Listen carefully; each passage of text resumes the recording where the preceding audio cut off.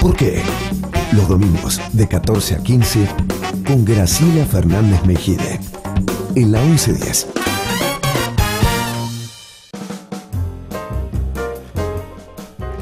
Bueno, acá estamos, seguimos con Margarita Stolbizer. Esta noche va a participar del primer debate presidencial en la Argentina, una cosa insólita. Y ella es candidata a presidente, por eso mismo estará ahí. Margarita, vos dijiste que los 4 temas del debate y los enunciaste son interesantes. Para vos, hacenos conocer un poquito de esas propuestas tuyas y en el orden que vos sientas que es más importante o en el que pueda, porque a lo mejor todos tienen el mismo nivel de importancia. Claro. Contanos sí, a veces cuando me dicen, y bueno, ¿cuál sería la primera medida? Y yo digo, mire, yo llegaría con tantas ganas de trabajar que no voy a poner una sola medida en marcha. Cualquiera que llegue, llega, digamos, con una cantidad de cosas. ¿Por qué tiene que ser dos o tres? ¿Sabés cuál fue la primera ley que voté cuando me senté por primera vez como diputada? ¿Cuál? La intervención federal a Santiago del Estero. Yo me quería morir. Claro. Yo me quería morir porque la intervención federal era todo al revés de lo que uno quiere democráticamente. Claro. No sabía si votar a favor. Entonces, cuando te preguntan cuál va a ser el primer proyecto de ley, no, esperen, veamos qué nos rodea en ese momento. Sí, por supuesto. Dale. Bueno, un poco adelanté recién cuando decía la prioridad de mi gobierno es abordar la problemática de la pobreza, pero la pobreza es un problema complejo y por lo tanto hay que abordarlo también desde una perspectiva multidisciplinaria y compleja. No es ver si repartimos más planes sociales, por eso decía, no es solamente un problema de transferencia dineraria. Abordar la pobreza hoy es producir una transformación en el ámbito educativo muy grande, porque hoy nosotros tenemos una escuela que atrasa 50 o 100 años y hay que poner en marcha una reforma muy profunda a los contenidos de la escuela y a los procedimientos de enseñanza. Hoy los maestros son apenas transmisores de conocimientos que no generan y tampoco provocan en los chicos hoy o llevan a los chicos a adquirir esas habilidades que hoy nuestro mundo económico y laboral requiere. Hoy un empresario ya no busca el chico que llega con el conocimiento dogmático y cerrado que le da su escuela secundaria. Busca otras habilidades, trabajar en equipo, resolver problemas, encarar un proyecto. La escuela tiene que ser eso también en realidad. Y nosotros creemos que plantear el tema de la pobreza es transformar la educación y el mundo del trabajo, porque hoy el círculo vicioso de que en una familia pobre los hijos son inexorablemente pobres es que nosotros no lo rompemos. Que están condenados. Exactamente, no lo vamos a romper por más que le podamos transferir un dinero en su cuenta una vez por mes. Eso se resuelve si le damos a los hijos el acceso a una educación de calidad que le permite adquirir un trabajo formal. Ayer no lo podía creer. Había un aviso en un boliche que hay cerca de mi casa. Y decía, necesitamos bachero y lavaplatos. Presentar currículum vitae. Claro. Yo me quedé. Bueno, esto es una cuestión que nosotros vemos desde hace mucho tiempo, porque además el gran problema es que siempre el que tiene un puntito más de calificación, de formación, desplaza al que tiene menos. Entonces, en la búsqueda del trabajo, siempre el que tiene menos nivel de educación es el último eslabón por donde se corta la cadena. Entonces, hay que tratar de mejorar en términos de contenido, de procedimiento, una educación para darle las condiciones para un trabajo formal. El trabajo formal, porque hoy la precariedad laboral que trepa casi al 50% de los trabajadores hoy en la Argentina, el otro dato es que casi la mitad o el 40% no tienen la calificación para llegar a un trabajo formal. Entonces, abordar la pobreza es eso, abordar la pobreza es que en un país como el nuestro, la verdad, que todo el mundo dice puede dar de comer a 400 millones de personas, tenemos el 20% de los niños con insuficiencia alimentaria, ¿no? Cuando uno desgrana un poquito el último informe del Observatorio de Deuda Social de la UCA, el 40%, con el cual nos guiamos todos a falta de confiable. El 40% de los niños hoy no accede a los libros, el 50% no accede a una atención odontológica. Entonces, eso es lo que conforma, digamos, esta desgracia tan grande de lo que es la infancia indigente, ¿no? Eso es la prioridad del gobierno, pero insisto, se aborda desde distintos lugares. Aquí se ha hecho de la infraestructura. Pero ya sos presidente. Aquí se ha hecho de la infraestructura. esta es la prioridad del gobierno. Sí, sí. Faltaba que dijera de mi gobierno. De mi gobierno, es así, pero dije, lo primero que voy a hacer es esto. La infraestructura durante todos estos años se ha resuelto, las obras de infraestructura, con criterios clientelares. En muchos casos le doy la obra al intendente que viene y me reporta, y la otra es el retorno, digamos, las coimas, los sobreprecios. Y yo creo que hay que poner la infraestructura al servicio también de atender el tema de la pobreza, porque hoy lo que hace que una persona sea pobre también es que no puede acceder a las cloacas y al agua potable. Así es. En esa condición tenemos a millones de personas. Entonces, insisto, la pobreza no se resuelve solo con la transferencia de la plata. Garanticemos a todos el acceso al agua potable. En este punto, entonces, introduzco otro de los elementos, porque yo lo que trato es de mostrar cuáles son los elementos diferenciadores que tengo con los otros candidatos, porque tengo coincidencias en algunos puntos, pero trato de marcar las diferencias. En el tema del acceso al agua, yo estuve la semana pasada recorriendo las poblaciones de la provincia de San Juan que sufrieron el derrame del agua cianurada. Jáchal, Iglesia, que es mucho más chiquito, el rodeo, donde están las Iglesia, minas, la mina Veladero, que sufrieron el derrame, un derrame además que yo digo encima de la tragedia que significa vivir en un lugar donde se ha derramado el cianuro, la mentira a la que fueron sometidos, porque se les dijo primero que se habían derramado 225.000 litros, después terminaron siendo más de 1 millón de litros. Parece una de esas películas, ¿no?, de Julie Andrews, claro, esas donde al final la empresa ha mentido y zafa. Erin Brockovich, que era ella que había hecho esa investigación. Yo estuve ahí hablando con la gente, sobre todo en el rodeo que pertenece a Iglesia. La gente me esperaba porque lo que reclaman es ser escuchados, ser escuchados. El gobernador ni ha ido a esas poblaciones. Ahora, eso lo planteo en términos de la propuesta, sobre todo, y de los elementos diferenciadores. Cuando yo fui a San Juan, el mismo día había ido Scioli y se quedó en la ciudad capital con Gioja haciendo un acto para revalidar el modelo megaminero a cielo abierto. Gabriela Michetti concurrió al día siguiente o el mismo día y ella dijo, no es malo el modelo megaminero, hay que poner más controles del Estado. Bueno, nuestra posición es absolutamente distinta. Nuestra posición es que esas actividades son en sí mismas devastadoras, contaminantes, depredadoras en términos sociales, culturales, económicos, y por lo tanto lo que ocurrió con el cianuro no es falta de control, es uno de los riesgos a que se somete a las poblaciones con esa actividad. Una actividad que se lleva millones de litros de agua de manera diaria, que se quita a la vida, al consumo diario y a la posibilidad de la agricultura. Yo creo que es imprescindible que la Argentina discuta un cambio de nuestra matriz productiva, en realidad. Cómo aprovechar en el buen sentido nuestros recursos sin esos criterios depredadores. Y meto también algo porque ha sido en simultáneo en estos días. A mí me impactó la última encíclica del Papa Francisco, la cité cuando fui estos días a San Juan, y justo el día que yo estaba, que era el lunes pasado, el Papa estaba haciendo un discurso para mí impresionante en Estados Unidos, su visita. Además, Francisco ha dejado de ser un líder religioso para ser un estadista, pero claro, totalmente. El hombre fue a criticarles el capitalismo ahí, en su casa. Cuando él habla del tema medioambiental, él tiene algunos párrafos muy fuertes justamente con la actividad megaminera, donde él dice, vienen las empresas multinacionales a los países en desarrollo y traen aquí sustancias y procedimientos tóxicos que están prohibidos en los países que le aportan los capitales.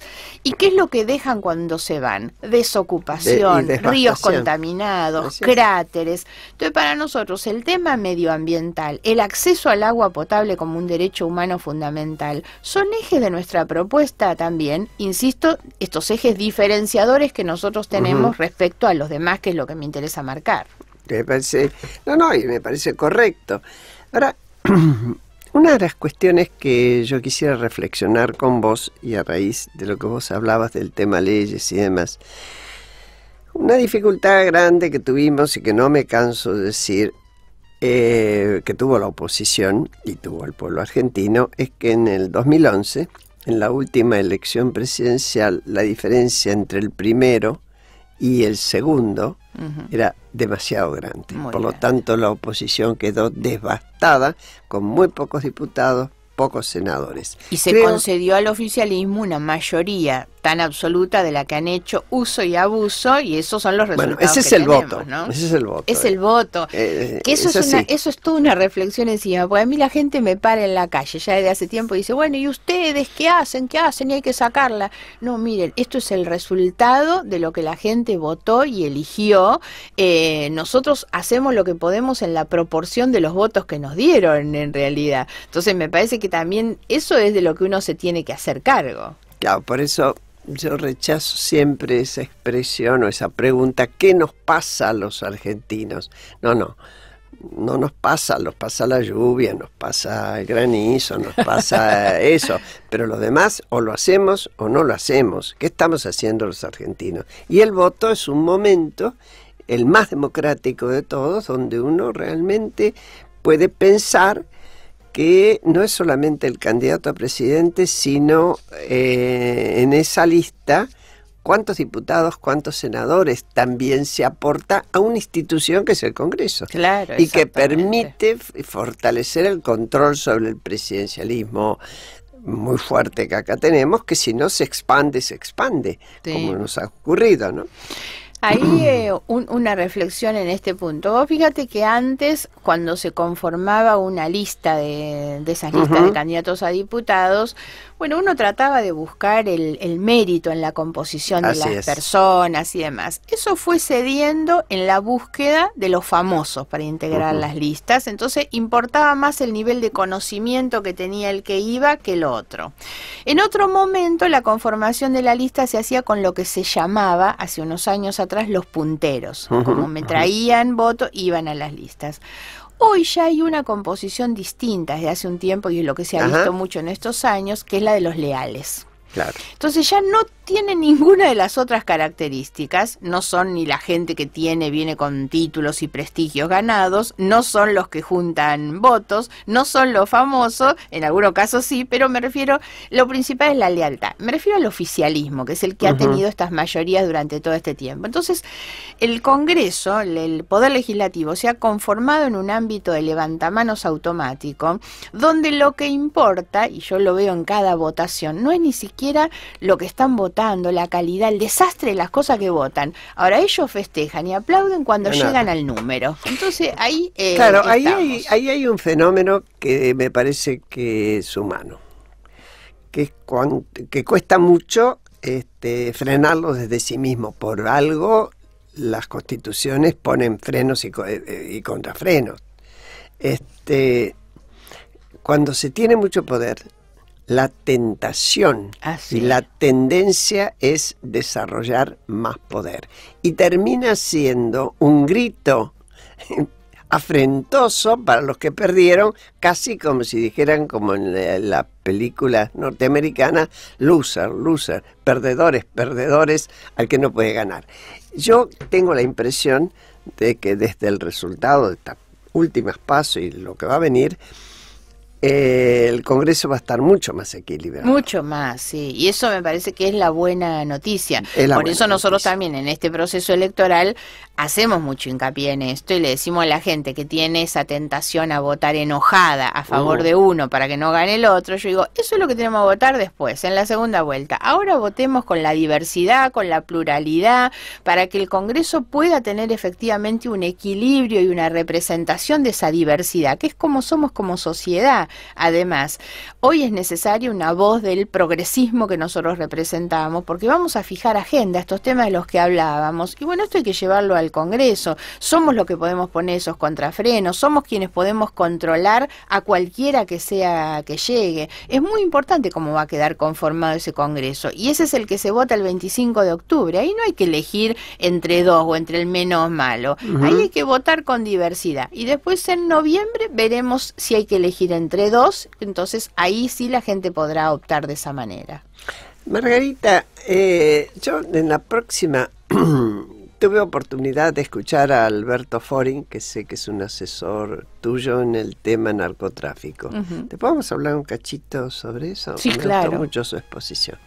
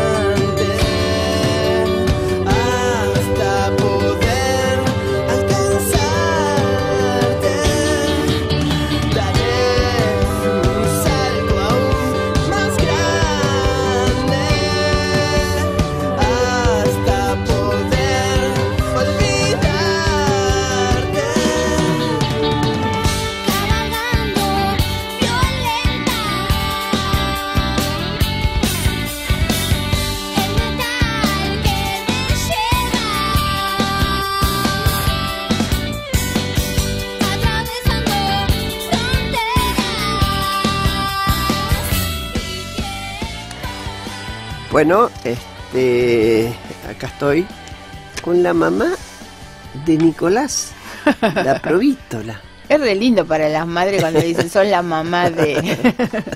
Bueno, ¿qué viene a ser Margarita Stolbizer? Margarita, tema narcotráfico. ¿Qué trascendencia le das vos? El gobierno ha intentado decir, bueno, es una cuestión, es de paso. Unos dicen eso y los otros dicen, bueno, no hay con qué darle. Va a seguir y ya está. ¿Cuál es la idea de ustedes, vos y tu equipo? Sin duda que es tema prioridad de agenda, sobre todo porque mucha gente habla hoy de los temas vinculados con la inseguridad y yo creo que hay que entender de qué manera ha ido cambiando el delito, sobre todo en la Argentina durante todo este tiempo. Antes el delito en la casa era cuando la familia no estaba, entonces entraban aprovechando que la casa estaba vacía. Hoy el ingreso a la casa es con una pistola en la cabeza, tuya o de tu hijo. El ejercicio de la violencia forma parte del delito. ¿Qué es lo que ha incorporado tanta violencia en el ingreso a la casa como en las canchas de fútbol? Hablemos en general de la violencia que hay en la sociedad, son las drogas. Drogas y armas es lo que incorpora violencia. Entonces, sobre esto lamentablemente no se ha hecho nada y no hay políticas.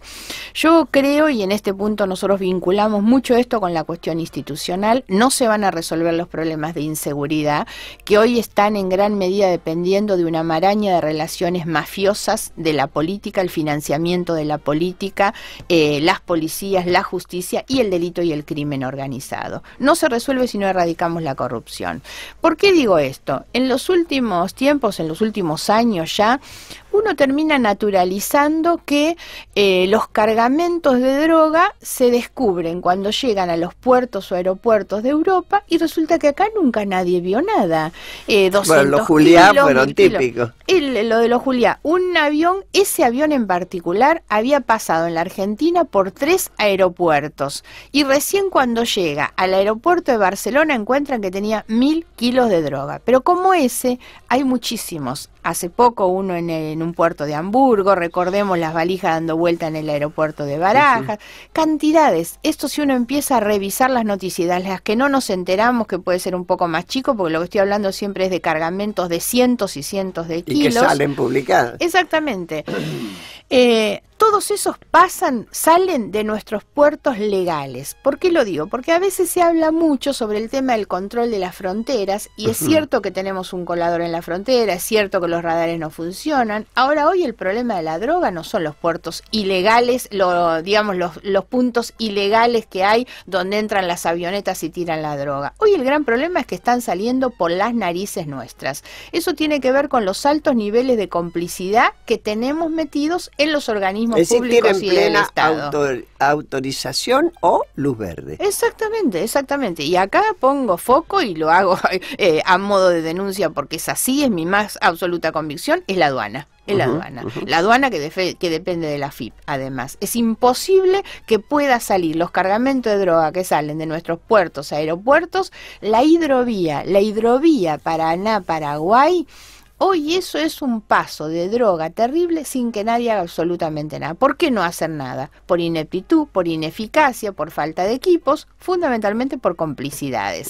Entonces, si nosotros no resolvemos el problema de la corrupción, que este gobierno ha inquistado de una manera tan grosera en todos los lugares, es imposible obtener soluciones. Digamos, corrupción es un mal que nos viene. ¿Vos sentís que ahora se llegó a puntos que no conocíamos? Totalmente, en los últimos años. Y llegado a este punto que ya no es la corrupción del que se queda con un vuelto, digamos. El caso Vudú Chicone es enorme. No, Jaime. Claro. Por eso digo, ¿cuál es la enormidad que tienen todos esos casos? El Vudú Chicone es el vicepresidente de la Nación que se queda con la máquina de fabricar dinero. Fíjense eso, de qué manera afecta además la seguridad económica del Estado, el que se queda con la fábrica y quita de los billetes. El caso de Jaime, eso es enormemente grave porque hubo 52 muertos, que son el resultado también de una maraña mafiosa de funcionarios públicos, sindicalistas y empresarios que en lugar de destinar la plata de los subsidios que iba al mantenimiento de los trenes, se la guardaron, en realidad. En el caso del narcotráfico hay una causa muy importante que es la que lleva la jueza Servini de Cubría, donde el titular de la Cedronar, un hombre que vino de Santa Cruz con el matrimonio Kirchner, que era el encargado de la lucha contra el narcotráfico, está hoy probadamente imputado por la importación y la exportación de la efedrina, la sustancia que se utiliza para la elaboración de la droga sintética. Ingresaron en la Argentina durante su gestión 47.000 kilos, probadamente 42.000 fueron a parar a manos de los narcotraficantes. Entonces, todo eso es la corrupción. Ahora, llevamos al punto, por eso digo, no es uno que se quedó con un vuelto, con un sobreprecio. Estamos hablando de la vida de las personas, porque atrás de todo eso se va la vida de los pibes. Eso no supone, Margarita, sí. Eso supone, así pensado a ojo de pájaro, un fortísimo compromiso de todas las fuerzas políticas. Claro, claro. Mira, quien quede afuera es porque tiene el compromiso para otro lado. Pero exactamente. Dos cosas te quiero decir en este punto. Una, primero, cuál es un poco nuestra propuesta de abordaje, que es un doble abordaje. Por un lado, sobre la oferta, que es el ataque a los narcotraficantes. Ahora, para eso lo primero que la Argentina tiene que resolver es que no podemos seguir con leyes de blanqueo de capitales, donde los narcos vienen y compran sus propiedades, se instalan en el país y después tenemos esos crímenes sangrientos que son ajustes de cuentas entre las bandas por territorio y por negocios. Después nos escandalizamos porque son crímenes sangrientos en realidad, ¿no? Entonces hay que tener una política muy fuerte de ataque al narcotráfico y no ser concesivos y eliminar la corrupción. El otro abordaje es desde la demanda. Este país no tiene políticas sanitarias para tratar al adicto. Entonces, la verdad, volviendo un poco a lo que planteábamos antes, con una escuela expulsiva, que hoy tenemos una tasa de abandono escolar de los chicos con un promedio de edad de 14, 15 años, el abandono escolar es enorme, la tasa, ese chico, ¿cuántos segundos tarda en ingresar al mundo de la droga y del delito? Ahora, si yo no cambio la escuela, trato que ese chico se quede, después hay muchos funcionarios y políticos irresponsables y demagógicos que salen y dicen, vamos a meter preso a los pibes de 14 años, porque drogado salió y robó un kiosco. Es una vergüenza, la verdad. Háganse cargo primero por qué ese pibe termina drogado, por qué abandonó la escuela. Entonces, me parece que hay cuestiones que resolver. Además, esa política de bajar la edad, nos va a llevar a que en lugar de construir escuelas se hagan cárceles. Cárceles, exactamente. Bueno, esa es la política, que además es absolutamente ineficiente. En esto hay una cosa que dicen mucho Alberto Fori y Juan Tocatlián, que la discusión no puede ser ideológica, la discusión es de eficacia o ineficacia, y todas esas políticas no es de derecha o izquierda, que ya fracasaron. Y en el punto que vos decías sobre la concertación, quiero recordar que hace un año atrás hubo una convocatoria muy importante de la Pastoral Social, con Monseñor Jorge Lozano a la cabeza. Hizo un trabajo para mí excelente, nos enviaron un documento base a todos los referentes políticos, que durante 15 días nosotros lo trabajamos, agregamos, corregimos, hicimos nuestras propuestas. Se llegó a la firma de un documento en un acto, te digo que hasta era tan ecuménico, ahí mismo en la sede de la Conferencia Episcopal de la Pastoral, donde estuvieron todos los dirigentes políticos. En ese momento no fue en tiempo de campaña, hace más de un año lo que estoy hablando. Estuvo Macri, estuvo Massa, estuvo Wiener, estuvo Sanz, estuvo Pablo Habkin, estuvo Víctor de Genaro, Pino Solanas, seguro me olvido de alguno más, bueno, estuve yo, muy grande. Scioli no estuvo y mandó una carta en ese momento. Había sido tan equilibrado todo que todos íbamos firmando el documento hoja por hoja, bueno, muy prolijito. En este año, hará 2 meses atrás, se hizo una nueva presentación en un acto en la Semana Social de la Iglesia que se hace en Mar del Plata. Entonces invitaron a todos los que habían firmado. Bueno, de los que firmamos el original solamente estábamos Wiener y yo, pero los demás mandaron sus representantes. Por Macri estaba Jorge Triaca, por De la Sota había una funcionaria, estaba Felipe Solá por Massa. Bueno, bastante bien. Lo llamativo es que en ese acto, y yo le llamé la atención a los curas además, era un acto que ellos hacen todos los años muy protocolar. El inicio del acto, la apertura, la hace Scioli en su condición de gobernador, el intendente, y habían invitado también a Julián Domínguez. Ellos fueron, hicieron sus discursos de campaña terribles. Cuando terminaron los discursos dijeron buenas tardes y se fueron. Ninguno del gobierno se quedó, ni Domínguez que estaba, ni Scioli que estaba, ni otros, a firmar el documento. Y todos los otros partidos estábamos y firmamos. Entonces siempre hay que entender que las políticas de Estado, que son las políticas consensuadas entre todos y que se sostienen a través de los tiempos, necesitan de los que gobiernan, porque toda la oposición puede firmar. Ahora, con eso no le haces ni cosquilla al que gobierna, que tiene las mayorías para decidir. Así es. Bueno, yo creo que va a ser un desafío interesante esta noche. Te deseo mucha suerte. Muchas gracias. Y el otro más fuerte ahora, el 25 de octubre, ¿no? Así es, el 25 de octubre. Es decir, que el 26 estaremos viendo los resultados. Te agradezco un montón todo lo que nos acompañaste. Sé que muchos de tus asesores en distintos temas tienen diagnósticos y propuestas similares a de otros partidos, lo cual imagino que si hay voluntad política pueden trabajar juntos, y eso es lo que está faltando. Más allá de que haya matices, pero los matices son naturales de cualquier sociedad. Claro, por supuesto. Margarita, muchas gracias por estar, y a ustedes que nos están escuchando, Margarita, ha sido un lujo de claridad. Los espero el domingo próximo, que tengan una buena tarde, y hoy, si quieren, vean a las 21 el debate por América, el canal que lo va a transmitir. No sé si va a haber algún otro, pero ese sí sé que va a estar. Gracias, Graciela, muchas gracias. Dreams that you dream of, dreams really do